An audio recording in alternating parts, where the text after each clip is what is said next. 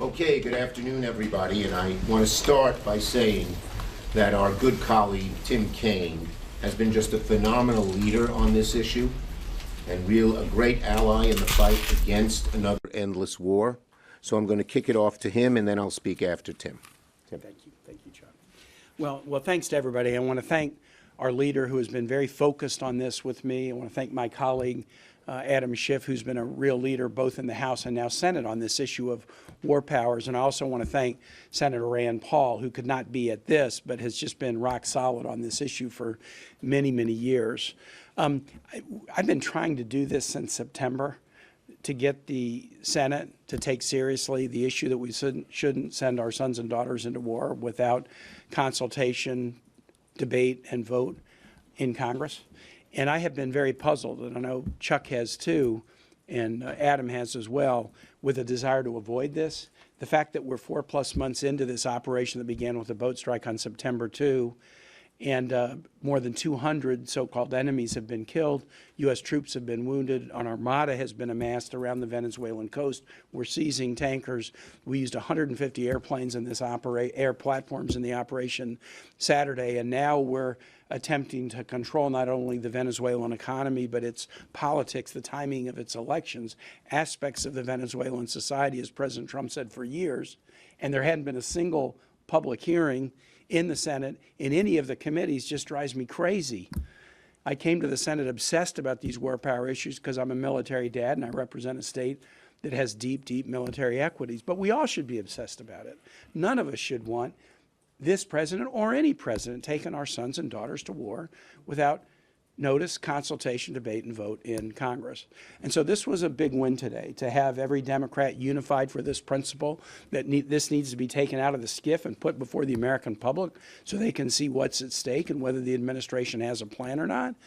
I applaud my Democratic colleagues, and I really applaud the number of Republicans who, with some urging by Senator Paul and our discussions, got on board. What does this mean? This was a motion to discharge my war powers resolution from the committee. The committee was going to lock it up and it was never going to see the light of day. So now it becomes the pending business of the Senate. What you will likely see next week is a vote on a motion to proceed, which we would expect simple majority, similar vote to today, and then a debate, finally, after months, about this military operation, the whole thing, including where it's going in Venezuela and possibly in other nations. That's a debate that under the procedure of the Senate could allow for amendments. But this is all about letting the public in on what's going on. It is so frustrating. If I'm at church, and I was on New Year's Eve, and somebody comes up to me and says, my kid's an Army Ranger, don't let the president send him into war. Or I have people ask me, what's the legal rationale? Or what's the targeting criteria? Or what are we doing?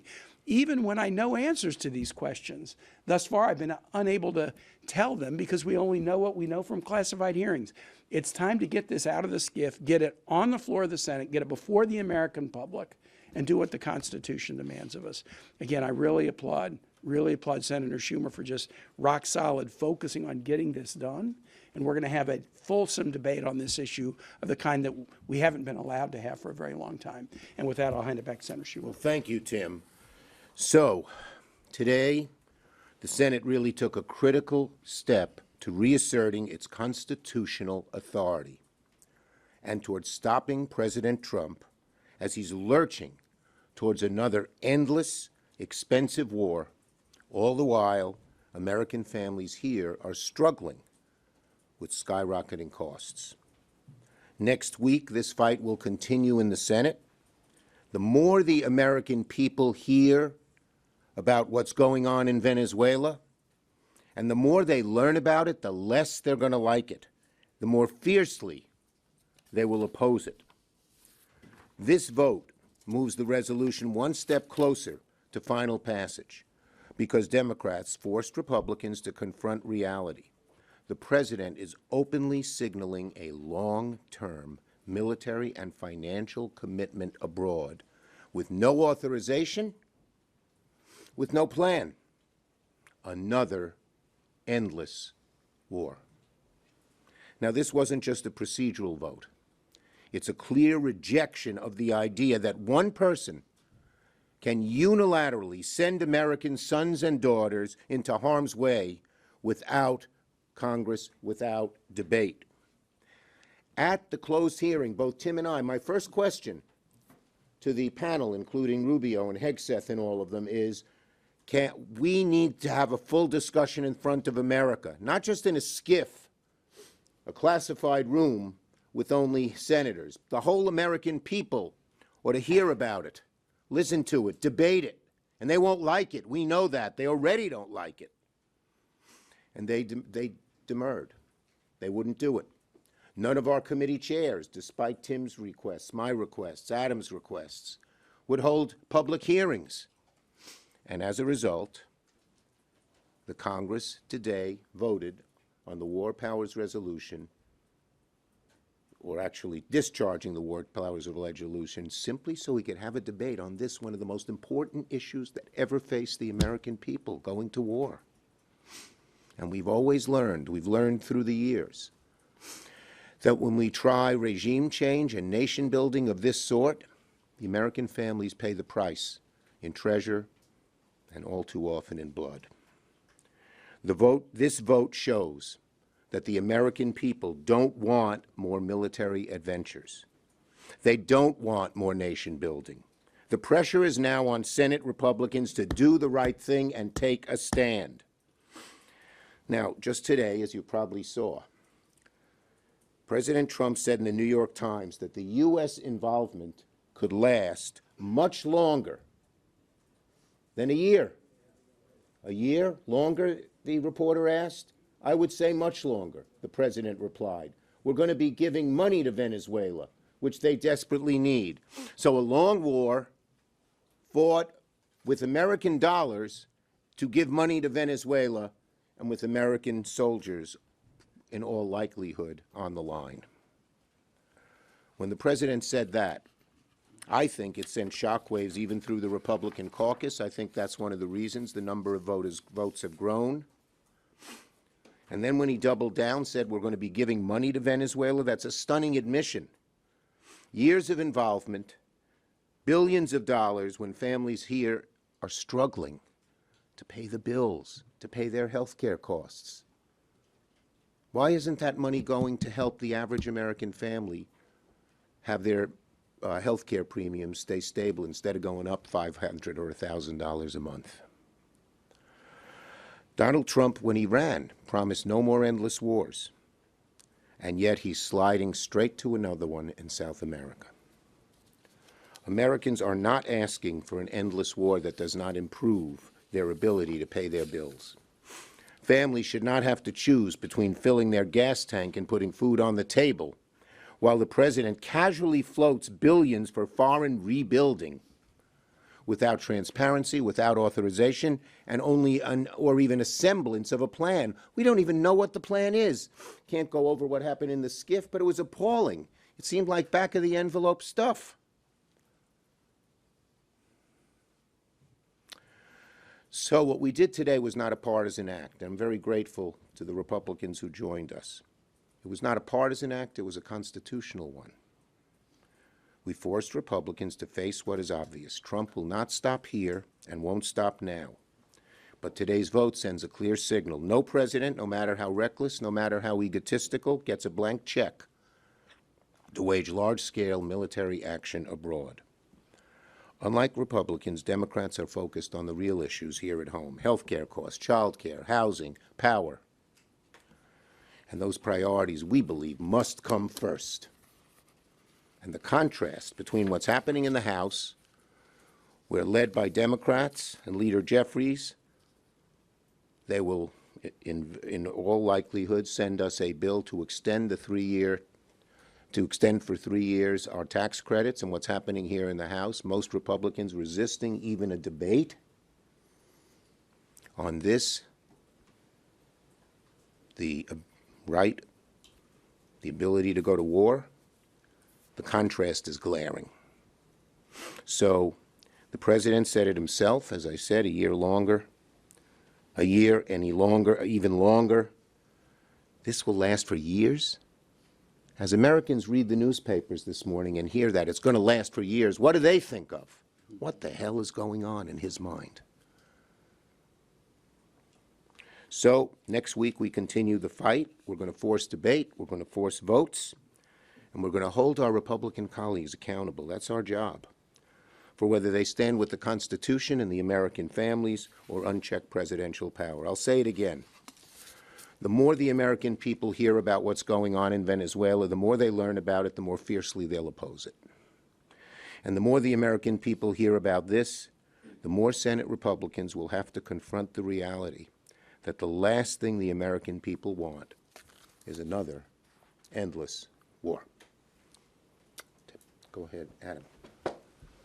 Thank you, Leader Schumer, and thank you, Senator Kaine, for your extraordinary leadership on this issue. Like Senator Kaine, I've long been interested and involved in this issue in the House of Representatives, trying to reform or repeal existing authorizations to use force that had long outlived their purpose. We have seen Congress's power to declare war, to refuse to authorize military action, atrophy, and sadly we have seen an atrophy in both Democratic and Republican administrations. So today's vote was very significant. We will now have a full debate on the Senate floor over the use of U.S. military force in what began as arguably an effort to interdict drug smuggling boats. That was the ostensible purpose of the military campaign. And either that wasn't the real purpose, or we had an extraordinary degree of mission creep, because this now appears to be far more about oil than it does about drugs. But in either case, the reality is Congress has not authorized military action in Venezuela. And the idea that we are now going to run this country of so many millions without having to put boots on the ground, that we are going to somehow oversee a transition over a period of time without putting our service members further at risk, seems highly improbable, to say the least. Even if we were to only put a diplomatic presence on the ground, that presence must be protected. And we can see the number of troops growing even without that initially being the intention. Now, if the administration believes, as it evidently does, that risking service members to procure oil of another country is worth the risk, then let them put that to a vote. Let them come to Congress. Let them seek an authorization to use military force in that way. But given the administration has committed not to engage in regime change and not to engage in new wars, but rather to put America first, what is happening seems directly contradictory to what the president promised. So I'm looking forward to the full debate that we have next week. I hope it is really the beginning of the debate, as Senator Kaine was saying. It's time to move this out of the skiff and into the public light. Let them come and make the case for the use of military force this way.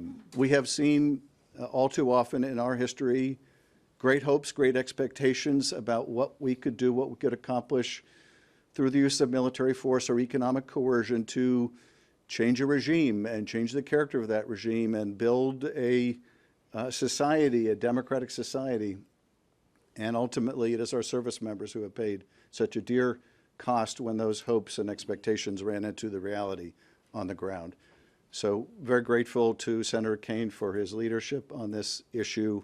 Been proud to work with him on it, and very much looking forward to a full and comprehensive debate. I think as the president's pledges that we will stay there for years continue, Republican concern will continue to grow. And all of us understand that the votes we're casting now, we will be held to answer for, depending on future events. And so, again, my thanks, Senator Kaine and Leader, for your work on this important issue. Great. Questions? Yes, sir. Thank you, Mr. Leader. Senator Thone has said that this debate next week could eat into the time that you all would be proceeding with the minibus that the House is going to pass today. Are you concerned that he even mentioned that there may need to be a CR? There's a required 10 hours to debate, but we will work with Senator Kaine so we can do both. We'd like to move the mini CR. We'll see what happens in the House. I believe it is today. Are they voting? I believe it is this week. So you're confident that you all will be able to do both? We want to try to do both. Absolutely. Leader Schumer. Yes. How much do you think some of this saber rattling over the past couple of days from the president and the administration on Colombia, on Mexico, on Greenland, on Cuba contributed to the vote today? Look, people don't want endless war. And when, even before we know what they're doing in Venezuela and what they want to do in Venezuela, they can even accomplish, and we don't even know how they're going to accomplish. They start talking about Colombia, they start talking about Mexico, they start talking about Greenland. The American people are saying, what the hell is going on here? And what's gotten into the president's head? Yes. Senator Schumer, the president issued a veto threat.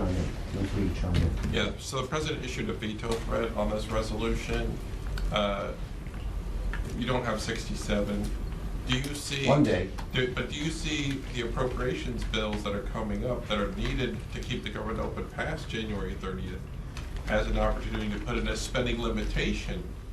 That Look, we don't even know what the president, what the administration, the Trump administration doesn't even have a plan. So we don't even know what they're asking for. Yes.